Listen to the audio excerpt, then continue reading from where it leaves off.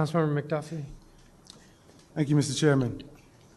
Today I'm introducing the Family Unit Amendment Act of 2017. I live in the same house in Stronghold neighborhood of Northeast D.C. that my family's owned for 3 generations. I've often said if my wife and I wanted to buy that house today, we probably wouldn't be able to afford it. Affordable housing is not just some term that I use blindly. I understand that there are a wide range of residents in the district and those who would like to live in the district that simply cannot afford the cost of housing. Since taking office in 2012, I've made drafting and supporting legislation that incentivizes the creation and preservation of affordable housing a priority. Yet, despite our focus on affordable housing, people have felt left out, specifically families that are already here in the District of Columbia.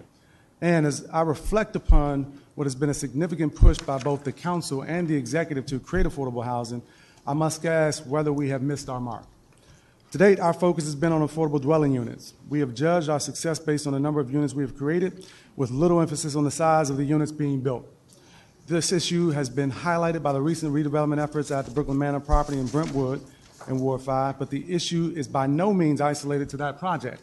In fact, on its face, the Brooklyn Manor redevelopment project will contain significantly more ADUs than the majority of private redevelopment projects in the District of Columbia.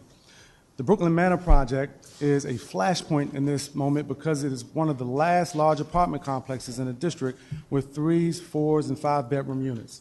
Simply put, developers just do not build these family-sized units anymore. This is a watershed moment for the district and affordable housing for families. I requested the Committee on Business and Economic Development so that I could play a role in advancing a new vision for economic development and affordable housing, and that's one of family-sized units which must be included in that vision. This measure requires the Deputy Mayor for Planning and Economic Development to produce a biennial report on the number of large family units in the district and an assessment of the need for large family units. It also requires that 10% of the units created by each notice of funding availability must be for large family units.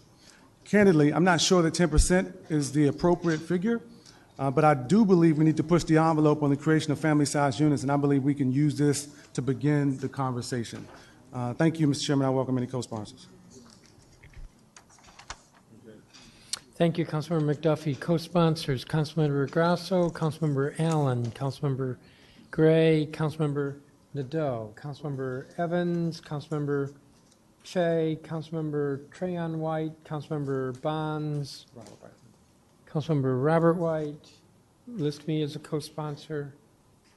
This bill will be referred to the Committee on Business and Economic Development with comments from the Committee on Housing and Neighborhood Revitalization.